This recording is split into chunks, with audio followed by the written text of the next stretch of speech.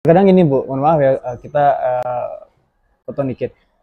Aku pernah menemui beberapa anak-anak yang mungkin, mohon maaf nih, kadang ada beberapa guru yang tidak mengetahui potensi dari si anak itu. Iya. Tiba-tiba si guru langsung ngejudge ini, oh kamu bodoh gitu. Iya. Seberapa jauh, seberapa besar kemampuan anak di bidang materi yang akan kita ajarkan.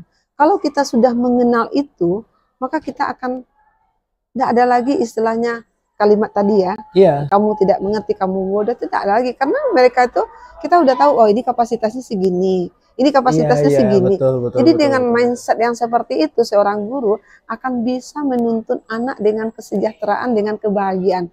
Anak akan bahagia di dalam kelas gitu.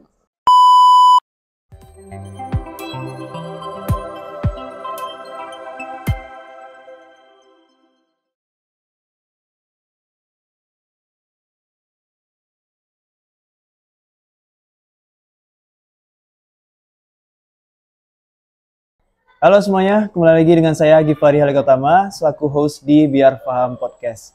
Kali ini saya bersama Ibu Guru Penggerak yang ada di wilayah Sumatera Barat khususnya ya, di SMP Negeri 2 Kota Padang. Iya. Ya, Ibu Gus Neti MPD. Ya. Oke, Ibu ini adalah guru penggerak yang ada di wilayah Sumatera Barat khususnya di Kota Padang dan sekarang mengajar di SMP Negeri 2. Ngajar pendidikan agama Islam. Pendidikan agama Islam, teman-teman Biar Paham Podcast. Jadi sebenarnya narasumber inilah yang saya tunggu-tunggu. Karena apa? Karena susah nyari, menurut saya susah mencari guru penggerak yang mungkin berkompeten untuk bisa hadir di Biar Paham Podcast ya teman-teman. Tapi sebelum itu, teman-teman di sini ada yang sudah mengenal, khususnya wilayah Sumbar ya. Ada yang sudah mengenal dan ada yang belum nih. Mungkin bisa disampaikan gambaran secara singkat biografi dari Ibu Gus Neti. Aku panggilnya Ibu Gus Neti aja. Ibu Gus Neti ya. Ibu Gus. Boleh Ibu boleh Gus. Ya? Ada yang manggil Bu Gus, ada manggil Bu Net, ada manggil Bu Neti. Oke, Ibu Neti aja ya, lebih boleh. Kayaknya lebih nyaman panggil Ibu Neti ini. boleh. Mungkin bisa terserah aja. Dijelasin Bu ke teman-teman. Ini biografi ya. Biografi. Assalamualaikum warahmatullahi wabarakatuh. Nama yaitu sudah disebutkan oleh Pori, yaitu Gus Neti, MPD, bidang studinya pendidikan agama Islam, mengajar di SMP Negeri 2 Padang. Kalau untuk usia itu sudah 53 tahun ya Pori. Udah 53 tahun, tapi kalau pengalaman mengajar ini udah 4 sekolah. Yang pertama itu di daerah Pasaman dulu, di Panti. Oke, tahun berapa Bu? Tahun 94. 94? Iya, 1994. Jadi Ibu diangkat pada tahun, Ibu tamat kuliah itu tahun 1994, September, kemudian Desember langsung SK. Oke. Jadi rentangnya 2 bulan, sekitar 2 bulan kita tidak ada honor, langsung diangkat gitu kan. Kemudian 4 tahun di sana Ibu pindah ke SMA Negeri 1 Matur, Kabupaten Agam, itu juga sekitar 4 tahun di sana. Kemudian baru Ibu pindah ke SMK 4 Negeri Padang. Oke. Nah, dari SMK Negeri 4 Padang itu baru Ibu masuk ke SMP Negeri 2 Padang sampai sekarang. Oke, dulunya Ibu berarti ngajar SMA ya? Iya. SMA, SMK, terus terakhir ini dan sampai sekarang Ibu ngajar SMP. Iya. Tapi bidang studinya tetap sama, Kari. Bidang studinya tetap sama. Pendidikan agama Islam. Oke, menarik. Nah, mohon maaf Ibu. Ya. Tadi kan Ibu ngejelasin umur Ibu sudah 53 tahun. 53 tahun. Dan sekarang sudah dinobatkan sebagai guru penggerak. Udah berapa tahun Bu? Jadi guru penggerak? Iya. Udah sekitar 3 tahunan lah jadi guru penggerak. Sekitar 3 tahunan ya. Nah, mau nanya Bu, kalau menurut range umur tuh bisa dibilang Ibu berjiwa muda, tapi tetap semangat nih, semangat ikut sertifikasi guru penggerak gitu kan. Padahal kita tahu range umur untuk guru penggerak itu sekitar, ya setahu aku tuh di bawah 50 masih. Iya, di bawah 50. Nah, Ibu kok bisa gitu masuk ke guru masuk penggerak. ke guru penggerak. Iya. Nah, mungkin ini jadi apa ya? Jadi penyemangat juga nih untuk guru-guru muda yang ada di Indonesia gitu kan. Iya, iya, iya. Jadi kalau proses masuknya Ibu waktu itu angkatan 4 di guru penggerak. Ya, jadi kan guru penggerak tuh udah ada angkatan 1, angkatan 2, angkatan 3. Nah, di waktu angkatan 1 itu terbuka, Ibu sedang ikut pelatihan pembatik pembelajaran berbasis teknologi. Itu juga Kemendikbud Riset juga yang melakukan. Itu beberapa ada level 1, level 2, level 3. Nah, makanya Ibu nantilah masuk guru penggerak habis pembatik gitu kan. Jadi selesai pembatik sampai ke level 3, baru dibuka ada program guru penggerak untuk gelombang 4. Lalu Ibu ikut di sana itu, kita juga dites pada waktu itu Ibu berusia 49 tahun lebih akan memasuki usia 50 gitu kan. Tapi masih tersisa 2 bulan lagi sebelum masuk ke 50. Tapi Ibu tetap masuk. Pada awalnya Ibu ragu apakah ini karena batas usia kita sudah hampir maksimal kan. Iya, betul, betul. Jadi Ibu memilih antara guru penggerak dengan pengajar praktek. Lalu berpikir kemudian berkolaborasi dengan teman minta pendapat, kan belum 50, masih ada ini 49 gitu kan. Akhirnya Ibu bulatkan tekad Ibu 49, Ibu masuk guru penggerak aja. Karena apa?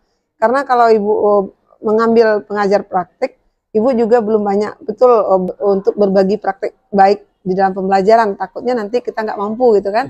Nah, Ibu ingin mengolahnya dari awal lah, dari guru penggerak dulu. Nah, apa sih guru penggerak itu Ibu ingin tahu. Jadi Ibu ingin mendaftar di guru penggerak. Akhirnya ikut tes melalui secara online, kemudian ada tes wawancara juga, praktek mengajar juga. Akhirnya alhamdulillah Ibu juga lulus. Dan pengumuman lulusnya itu pas di waktu Ibu 50 tahun lebih 2 bulan gitu. Waktu pengumuman 50 tahun lebih 2 bulan. Iya, waktu pengumuman. Tesnya 50 tahun kurang. Iya. Kan pengumumannya itulah, tapi kan kita mendaftar itu belum 50 gitu kan. Nah, tapi pengumumannya itu 50 tahun lebih 2 bulan kalau nggak salah. Wah, rezeki banget tuh. Iya. Mepet-mepet tuh. Iya, jadi jarak-jarak umurnya. Iya, gelombang 4 itu untuk Kota Padang mungkin Ibu yang paling usia yang paling tua gitu. Senior lah ya. Senior lah ya. Senior ya. Senior yang bisa membimbing junior-junior gitu ya. Iya. Tapi aku salut sama Ibu, walaupun umurnya bisa dikategorikan sudah tua gitu. Ya tua gitu ya.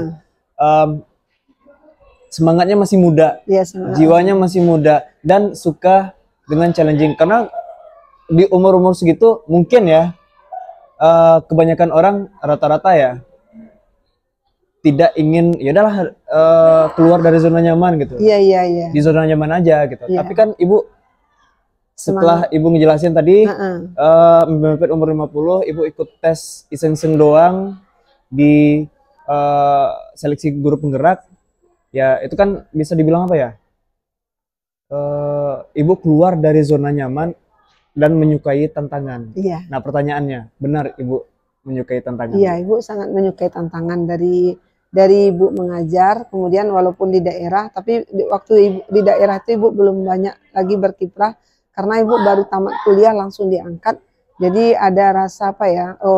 Materinya belum banyak menguasai. Kemudian tapi Ibu tetap belajar dan dukungan keluarga itu sangat luar biasa. Kemudian Ibu mulai berkiprah mengembangkan potensi diri itu mulai dari SMP 2 ini, tahun 2007. Apa tuh Bu potensi yang mungkin bisa di-spill ke teman-teman Biar Fun Podcast yang Ibu asah nih? Yang tidak ada di Pasaman, terus di di Matur. Ya, di Matur di tadi. SMK 4. Jadi kalau di SMP 2 Ibu lihat keinginan untuk berubah itu dan ingin maju itu ada dalam diri Ibu. Jadi motivasi pertamanya itu mungkin motivasi yang berasal dari dalam diri ya, yang dikenal dengan motivasi intrinsik ya. Itu yang membuat Ibu selalu bersemangat. Jadi apapun informasi yang Ibu dapat, Ibu pikir saya akan coba ini. Orang bisa kok, saya nggak bisa, saya harus bisa. Nah, jadi semangat motivasi diri Ibu itu sangat tinggi untuk melakukan perubahan dan pengembangan diri pada waktu itu di dalam pembelajaran. Jadi beberapa lomba guru itu Ibu ikuti ya kan, Contohnya ada namanya lomba pembuatan media pembelajaran, Oke. ada namanya lomba strategi pembelajaran. Ya. Nah, itu kalau untuk lomba strategi pembelajaran Ibu juga pernah sampai ke nasional, tapi itu masih nominasi di nasional. Iya. Yang kedua, Ibu juga ikut lomba pembuatan media pembelajaran. Nah, itu juga akhirnya tembus ke tan nasional lagi. Nah, itu juara 1 di nasional waktu itu. Juara 1 di nasional. Ya. Itu Wow. langsung Bapak Menteri Agama Wow. pada waktu itu menyerahkan hadiahnya. Jadi Bapak Menteri Agama langsung menyerahkan hadiahnya ke Ibu. Iya. Kami waktu itu yang juara harapan semuanya hadir di Jakarta pada waktu itu. Oke.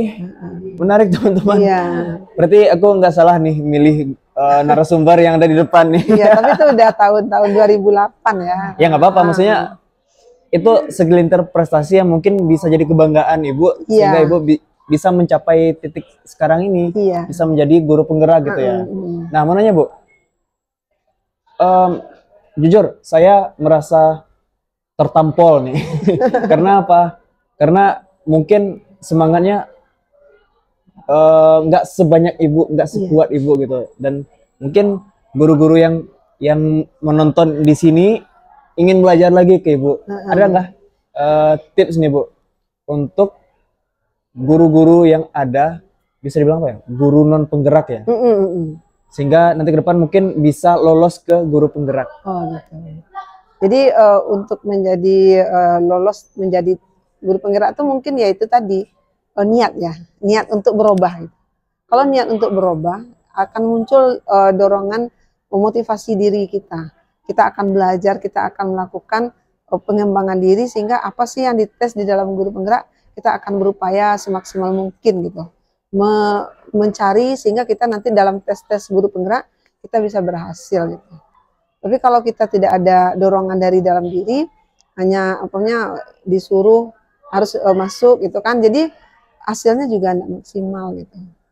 Nah, jadi kalau kita udah terjun ke dalam guru penggerak pun, kita harus juga maksimal, kita hayati materinya, kita laksanakan, kita implementasikan di dalam pembelajaran kita, sehingga betul-betul kita bisa membawakan diri kita sebagai seorang guru penggerak yang akan menjadi agen dalam perubahan kemajuan pendidikan.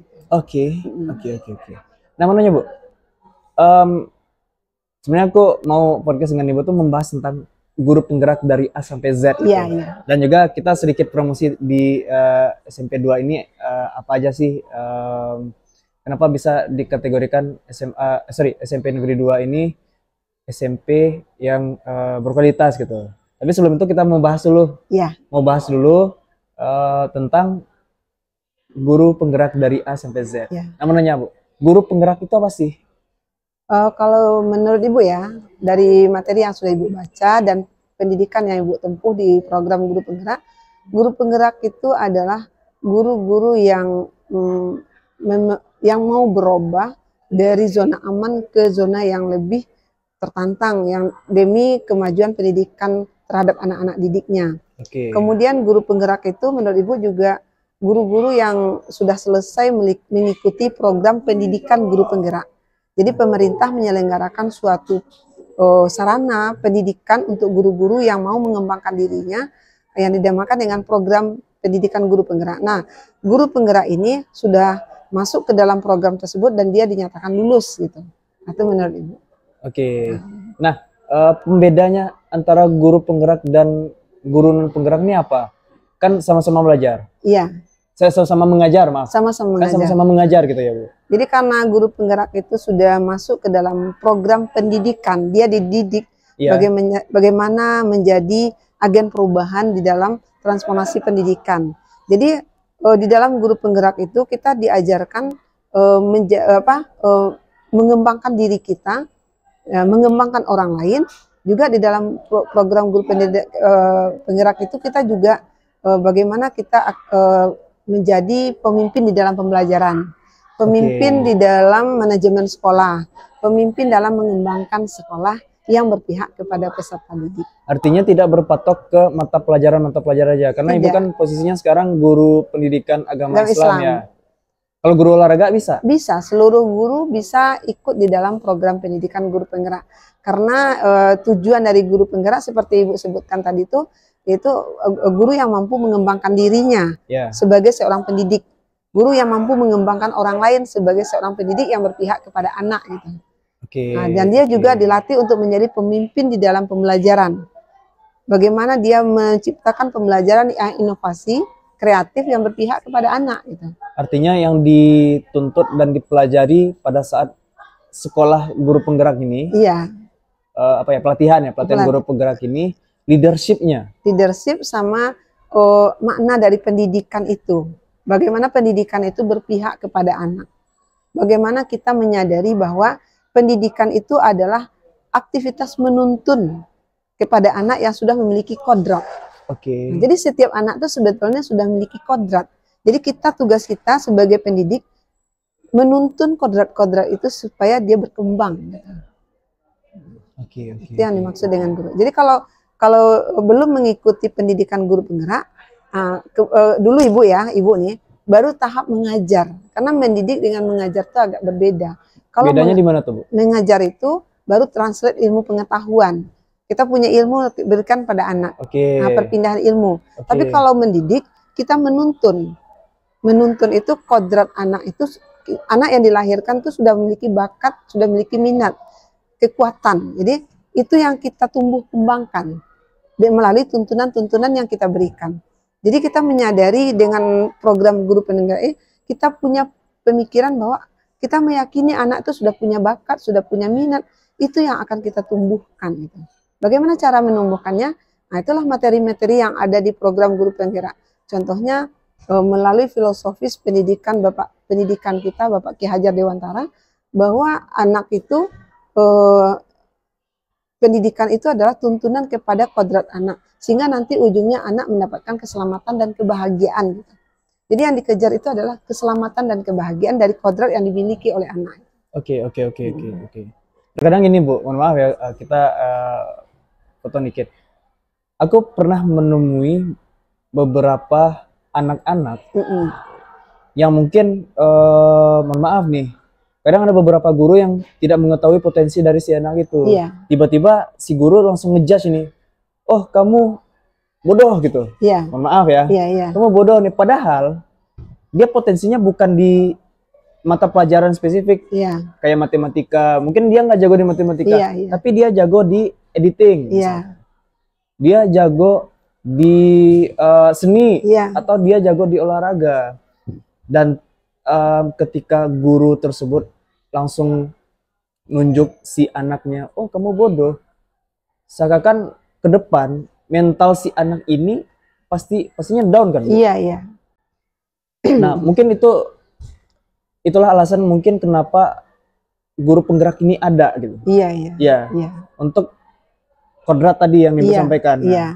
Gimana tuh, Bu? Jadi kita menuntun kodrat-kodrat anak. Jadi anak itu memiliki kodrat yang berbeda. Maksudnya kepotensi pasti berbeda. Ya, betul. Jadi peran kita sebagai seorang guru di dalam program guru penggerak itu, kalau kita sudah menjadi guru penggerak, kita akan tahu apa yang harus kita lakukan di dalam kegiatan menuntun gitu. Kita harus mengenali dulu kodrat anak. Jadi di dalam pembelajaran kita sebagai pemimpin pembelajaran, terlebih dahulu sebelum kita melakukan aktivitas pembelajaran, kita mengenal dulu anak itu melalui asesmen diagnostik namanya. Asesmen awal pembelajaran. Itu ada dua, namanya asesmen diagnostik kognitif dan asesmen diagnostik non kognitif.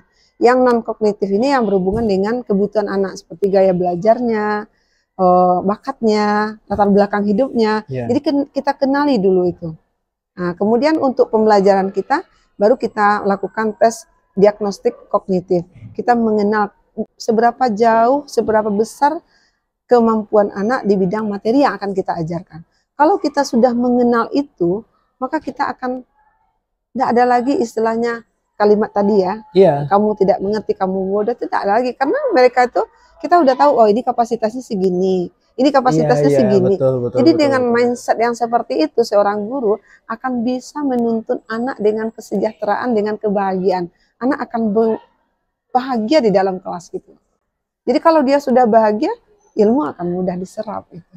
Oke, kuncinya bahagia ya. Iya, kuncinya bahagia, selamat dan bahagia. Nah, sejauh ini ada nggak sih perbedaan ketika ibu menjadi guru yang non penggerak dan sekarang sudah menjadi guru penggerak yang dirasakan oleh anak-anak siswa gitu? Iya, kalau dulu sebelum ibu masuk ke guru penggerak, ibu menganggap kita ini lebih tahu gitu. Jadi anak tuh kita kasih ilmu. Kadang-kadang kita melihat anak tuh ada yang ngantuk dalam kelas, lalu kita tegur dengan marah, tidak menghargai saya gitu kan. Tetapi sesudah ibu masuk ke guru penggerak, ibu lihat kejadian yang seperti itu, tapi ibu udah tahu gimana solusi yang terbaik untuk, berarti anak tuh sedang memenuhi kebutuhan dia. Dia tertidur tuh mungkin ada 5 kebutuhan manusia ya. Kebutuhan bertahan hidup, kebutuhan untuk memperoleh kebahagiaan. Mungkin selama ini dia nggak peroleh bahagia, kebutuhan untuk kasih sayang. Selama ini mungkin kurang kasih sayang, dia butuh kasih sayang dari kita, lalu dia melakukan sesuatu untuk mencari perhatian kita. Nah, itu kita dapat seluruhnya di dalam program guru penggerak. Jadi ketika anak melakukan sesuatu, jangan kita anggap itu salah dulu, tetapi kita anggap ini anak sedang melakukan memenuhi kebutuhan dia. Lalu kita menyadari itu, lalu kita carikan apa ya yang harus kita lakukan. Nah, di dalam program guru penggerak itu, peran kita sebagai seorang guru itu ya, kita harus berpihak kepada anak. Betul. Ya kan, yang kedua kita harus kreatif, kita harus kolaboratif gitu kan. Nah, jadi peran-peran guru penggerak itu memang kayak gitu. Jadi sehingga anak itu dia mendapatkan kebutuhan yang dibutuhkannya gitu. Karena kita tahu caranya gitu di dalam guru penggerak itu. Oke.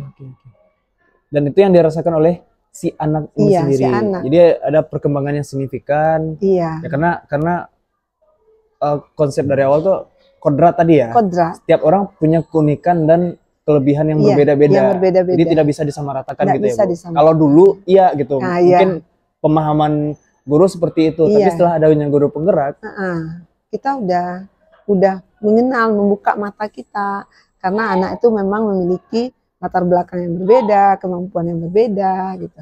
Oke. Nah, tahapannya apa aja nih Bu di guru penggerak? Tahapan untuk mana tahu nanti calon-calon guru-guru penggerak yang ada di seluruh Indonesia menonton video ini bisa menjadi seperti Ibu, udah calon penggerak. Terinspirasi untuk masuk gitu ya. Dan beberapa hari yang lalu juga Ibu spill sedikit tentang tingkatan-tingkatan guru penggerak. Nah, ini dulu deh pertanyaan yang pertama, gimana caranya supaya bisa jadi guru penggerak? Oke, tentu kita ikut dalam program itu melalui seleksi ya. Ada namanya seleksi untuk memasuki guru penggerak, calon guru penggerak dulu gitu kan. Kalau kita udah lulus sebagai calon guru penggerak, lalu kita nanti mengikuti program guru penggerak. Untuk mendapatkan guru penggerak kita mengikuti program guru penggerak. Nah, kalau Ibu dulu gelombang 4 itu Ibu programnya selama 9 bulan. Ya. Kemudian sekarang ini 6 bulan. Oke, 6 bulan sekarang. Ya. Nah, sesudah kita nanti menjadi guru penggerak, kita juga bisa nanti masuk ke jenjang berikutnya melalui program guru penggerak, yaitu pengajar praktik. Nah, pengajar praktik itu kita diadakan lagi tesnya, kemudian dinyatakan lulus. Nah, baru kita nanti bisa menjadi pengajar praktek yang menjadi calon guru penggerak itu belajarnya bersama siapa? Fasilitator, instruktur, dan pengajar praktek. Oke, jadi Ibu sekarang sudah menjadi pengajar praktek gelombang 11. Oke, aku rangkum ya teman-teman biar From Podcast di sini. Tingkatannya itu calon guru penggerak. Iya. Terus di atasnya lagi guru penggerak. Di atasnya lagi PP tadi. Pengajar praktik. Pengajar praktek ya. Yang di atasnya lagi fasilitator. Setelah di atasnya lagi instruktur. Kalau yang narasumber kami di dalam program guru penggerak itu ada namanya instruktur. Instrukturnya ahli dalam bidang itu. Kemudian dia memberikan materi dan penguatan materi di dalam program guru penggerak. Oke, itu dia teman-teman. Tapi mau nanya Bu, Ibu ada keinginan dan cita-cita ingin menjadi instruktur nih, supaya bisa mengajar seluruh seluruh guru penggerak yang ada di seluruh Indonesia gitu kan. Untuk berbagi ya. Untuk berbagi gitu. Sebetulnya untuk bukan mengajar tapi berbagi ilmu gitu. Berbagi ilmu. Tapi kalau Ibu secara pribadi Ibu pengen menjadi fasilitator. Oke. Kalau untuk instruktur karena usia ibu sudah 53, kalau sekarang ini kan masih proses pengajar praktek. Nah, jadi sudah jalan mungkin sampai ke fasilitator lah dengan kondisi usia yang seperti ini. Tapi kalau nanti Allah berkehendak untuk menjadi instruktur kan enggak masalah juga gitu. Nah, tapi usaha itu kan mesti ada. Tapi ibu berpatokan gini, di dalam agama Islam kan ada itu, tuntutlah ilmu dari ayunan sampai ke liang lahat Ya, gitu kan. ayunan Jadi sampai ke liang lahat. tetap belajar gitu kan. Jadi kita kalau kita belajar itu kita apa ya? Tidak pandang Semangat umur. itu enggak hilang gitu. Ya. Semangat itu enggak Ya. hilang gitu. Semangat tidak hilang, tidak pandang umur, ya belajar setiap Sepanjang waktu, masa gitu. setiap saat dan sepanjang masa Nah, sepanjang sampai hayat gitu kan. liang lahat tadi. Iya, gitu. iya, iya. Ya, ya menarik teman-teman. Lanjut ya Bu, mau nanya lagi. Sepanjang Ibu menjadi seorang guru, berarti sudah berapa tahun tuh? Dari tahun 94? Oh, 94 udah sekitar 29 tahun. Sekitar 29 tahun ya. 29 tahun. 29 30 lah ya. Iya, memasuki 30. Ada nggak sih suka duka yang Ibu rasakan, kendala lah, kita bicara kendala nih, selama proses perjalanan Ibu menjadi seorang guru, dan sekarang sudah menjadi guru penggerak yang profesional ya? Dibilang profesional tentu belum, tapi untuk udah mencoba untuk menjadi pengajar praktek gitu. Oke ya, pengajar praktek. Ada nggak sih kendala-kendalanya Bu, struggle-struggle-nya yang mungkin bisa kita ambil intisarinya agar guru-guru muda yang ada di Indonesia ini bisa semangat lagi nih? Iya. Kalau untuk kendala ya, kendala. Kalau untuk kendala tentu ada. Setiap program itu pasti ada kendala-kendala. Pertama dari segi waktu aja lah kan. Bagaimana kita bisa mensiasati waktu yang dengan kegiatan yang begitu padat gitu kan. Kayak Ibu kan selain mengikuti program guru penggerak, Ibu juga PPG. Jadi ada jadi pamong, penguji UKIN gitu kan. Nah, jadi itu semuanya kan memakan waktu yang cukup padat ya kan. Bagaimana kita bisa memanajemen waktu sebagus mungkin. Ini di rumah tangga, ini karir kita, ini pendidikan kita. Jadi itu tantangan yang pertama tuh waktu. Yang kedua, ketika kita mendapatkan halangan-halangan di dalam menyelesaikan program program pendidikan kita, apalagi sekarang sudah mengacu kepada teknologi semuanya ya kan. Kalau di usia Ibu ini usia apa namanya ya, pemakai lah ya. Kalau bukan lahir di dunia teknologi tapi pemakai, itu kita kadang pertamanya memang gaptek gitu kan, gagap teknologi. Tetapi karena lingkungan Ibu mendukung dan membantu, memberikan informasi, akhirnya ya ada jalan untuk mencapai itu. Jadi sesuai dengan ajaran agama kita mungkin. Kalau kita sungguh-sungguh, ada aja jalannya gitu. Itu yang penting. Jadi jangan takut gitu, hadapi tantangan itu, tetap berdoa, tetap ikhtiar, Allah pasti mendengar kita. Gitu. Itu tantangan-tantangan yang terasa oleh Ibu. Oke. Dan aku juga dengar nih Bu, guru penggerak itu nggak boleh melakukan kegiatan di luar jam pelajaran ya Bu? Iya, benar itu. Iya. Gimana tuh Bu? Kalau di luar jam pembelajaran, asalkan kita guru penggerak itu titik tumpunya ke anak-anak, ya berpihak kepada anak. Jadi bagaimana di jam-jam efektif itu kita hentikan dulu gitu. Nah, jadi kita kalau jam itu harus kita ada kegiatan Zoom pokoknya, tapi biasanya enggak ada kegiatan itu. Dan program ini kalau jam-jam tertentu kita tidak meninggalkan anak gitu. Kalau seandainya harus di jam itu, kita sedang ngajar nih, kita harus mensiasati gitu. Mungkin kita berkolaborasi dengan teman dulu, kemudian nanti ya kita harus berhadapan lagi dengan anak mengganti gitu. Tapi kalau pada umumnya yang Ibu jalani, Ibu belum meninggalkan anak itu, ya kalau seandainya tidak ada jalan keluar ya kita coba kolaborasi dengan teman. Jadi harus kita siasati dan kita tidak boleh merugikan anak, karena program guru penggerak ini adalah berpihak kepada anak itu intinya. Oke, kuncinya berpihak kepada anak. Anak itulah yang menjadi sasaran dari transformasi pendidikan ini. Oke, menarik teman-teman. Kita lanjut. Kita sudah membahas nih dari A sampai Z tentang guru penggerak, walaupun tidak sepenuhnya, tapi mungkin bisa kalian search lah di YouTube atau podcast-podcast yang lain gitu ya. Nah, Fori mau membahas sedikit satu pertanyaan aja, tapi Ibu jawabnya panjang gitu ya, Bu. Kenapa orang-orang yang ada di Padang harus memilih SMP Negeri 2 Kota Padang? Oh gitu. Alasannya apa, Bu? Kalau menurut Ibu, kalau untuk saat sekarang ini kan kita apa ya, sistem zonasi ya kan. Kalau dulu memang SMP 2 dulu ya, tapi sampai sekarang ini udah menjadi idaman juga untuk dari masyarakat ya, gitu kan. Sekolah SMP idaman 2. Maksudnya. Kenapa nih? Kenapa harus memilih SMP 2? Iya, karena kalau sekolah yang idaman, yang katanya idaman gitu ya. Iya, semenjak Ibu di sini ya, itu SMP 2 itu banyak anak siswa-siswanya yang berprestasi gitu kan.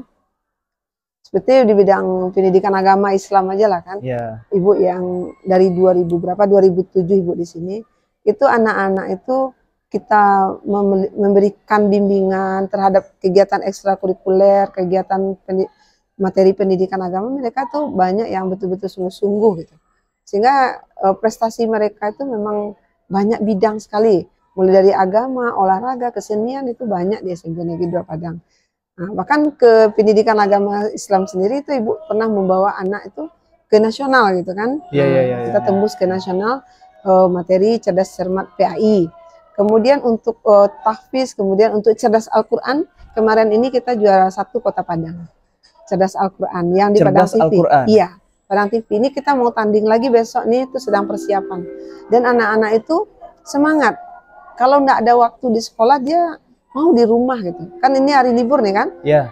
Diajak kalau di sekolah udah apa? Bagaimana kalau kita latihannya di rumah Ibu? Mereka bersedia gitu. Mereka bersedia? Iya, malah orang tuanya juga ngantar ke rumah gitu. Artinya bukan hanya murid, tapi juga orang tua support gitu? Support.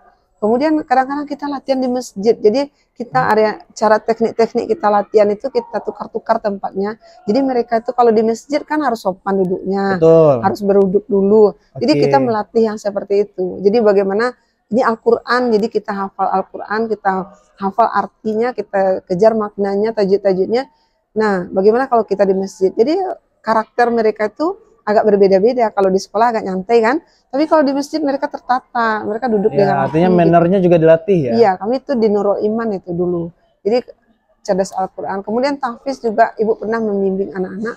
Tahfiz dengan jumlah peserta 30 anak, itu kita juara 1 juga untuk Kota Padang. Itu yang Ibu ceritakan ini tentu bidang studi Ibu ya? Iya betul. Nah, karena Ibu langsung melatihnya. Jadi motivasi untuk kompetensi untuk membina anak itu sebelum Ibu ikut guru penggerak, itu sudah ada di dalam diri Ibu. Kemudian Ibu masuk ke guru penggerak, itulah yang berkembang gitu. Nah, di dalam pembelajaran dan dalam ekstrakurikuler.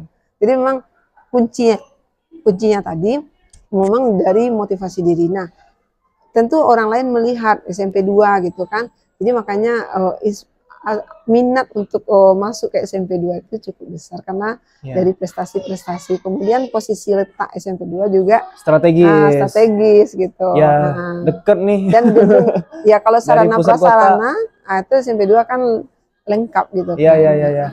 Dan juga kemarin kan aku kesini tuh sore ya. Lihat mereka dari jam 3 sampai jam 4 itu mereka ada ekstrakurikuler. Iya, beragam itu. Beragam ya. Jadi tidak hanya pendidikan formal tapi non formalnya juga. Formal banyak. Dididik di sini. Iya. Olahraga aja banyak cabang, renang itu banyak yang sudah nasionalnya juga ada. Oke. Kalau Ibu perjelas lagi mungkin nanti ke guru bidang studinya masing-masing bagusnya ya. Karena kalau Ibu kan gawenya pendidikan agama Islam, jadi prestasi-prestasi kita di bidang pendidikan agama Islam itu kami guru agama yang langsung melatih. Oke. Tapi ada beberapa yang kami coba berkolaborasi dengan luar ya kayak nasid kita tidak punya potensi tapi anak punya potensi. Betul. Nah supaya nanti lebih bagusnya ya kita kerjasama dengan guru yang lain yang ada di luar yang kita kenal gitu kan. Oke, artinya kolaborasi ya. Kolaborasi dengan guru-guru yang ada, dengan masyarakat, ya, masyarakat gitu kan. Ya, masyarakat juga. Karena di era saat ini yang saya tahu ya Bu, kolaborasi itu sangat-sangat penting. Iya. Untuk keberlangsungan apapun itu, baik itu bisnis kah, atau pembelajaran kah, atau ya goals gitu. Kolaborasi sangat-sangat diprioritaskan gitu ya. Iya betul itu. Kita ngobrol masalah guru penggerak lagi. Ada nggak sih tips untuk guru-guru muda yang ada di seluruh Indonesia yang non penggerak bisa tetap semangat untuk mengikuti program guru penggerak? Ya tipsnya itu tadi, pertama niatkan bahwa kita ini harus berubah. Kita nggak boleh berada di zona aman kita terus, kita harus keluar dari zona aman. Kita lihat kemajuan sekarang, kemajuan abad 21 ya. Abad 21 itu kan adalah kecakapan yang harus kita miliki ya, komunikasi, kolaborasi, kreatif, berbasis teknologi, berpikir kritis kan itu. Ya, betul. Jadi kita harus ikut di dalam kemajuan-kemajuan yang seperti itu. Nah, dan ini akan mempermudah kita di dalam mengikuti program pendidikan itu sendiri. Kalau kita sudah masuk ke dalam program guru penggerak, maka kita akan memiliki wawasan yang luar biasa di dalam tugas kita sebagai seorang pendidik. Tapi kalau kita tidak ikut di dalam program guru penggerak, maka tentu kita tidak memiliki ilmu yang baru di dalam pemahaman bagaimana pendidikan yang berpusat kepada anak itu. Nah, bagaimana pendidikan yang berpusat pada anak? Ya adanya di program guru penggerak gitu. Kemudian jangan putus asa gitu. Ketika kita menghadapi suatu masalah, yakinlah kita setiap hal yang baik yang kita lakukan pasti ada tantangannya. Nah, bagaimana caranya kita menghadapi tantangan itu? Kita berusaha lebih keras, tetap ikhtiar, tetap semangat, dan jangan lupa berdoa kepada Allah. Yakinlah setiap tantangan itu pasti ada jalan keluarnya. Kemudian kita tingkatkan kolaborasi kita bersama teman-teman kita. Karena setiap diri kita ini pasti ada kekurangan, dan orang lain juga ada kekurangan, kita punya kelebihan, orang lain juga punya kelebihan. Ketika kolaborasi ini udah kuat, maka itu akan memudahkan kita di dalam menjalankan program-program yang terbaik, yang dapat mengembangkan diri kita dan kompetisi kita, kualitas diri kita di dalam peran kita sebagai seorang guru dan sebagai seorang pendidik untuk zaman sekarang ini. Karena di program guru penggerak itu juga dititik beratkan kepada karakter. Jadi ujung-ujungnya nanti kan siswa yang memiliki karakter atau profil pelajar Pancasila. Nah, yang pertama, bagaimana mewujudkan siswa yang beriman dan bertakwa kepada Tuhan Yang Maha Esa dan berakhlak mulia. Kan ada profil pelajar Pancasila. Berkebinekaan global, gotong royong, mandiri, bernalar kritis, kreatif. Nah, itu yang dicapai di dalam pendidikan guru penggerak. Bagaimana guru berperan dalam menuntun untuk mewujudkan profil pelajar Pancasila bagi peserta didiknya. Menarik teman-teman, mungkin itu dia diskusi kita, podcast kita pada sesi ini ya teman-teman di Biar Faham Podcast. Mana tahu nanti ke depan saya bisa menemukan orang-orang yang berkualitas menurut saya ya, yang bisa diundang dan bisa berbagi insight di Biar Faham Podcast, channel by Flori Creative Space.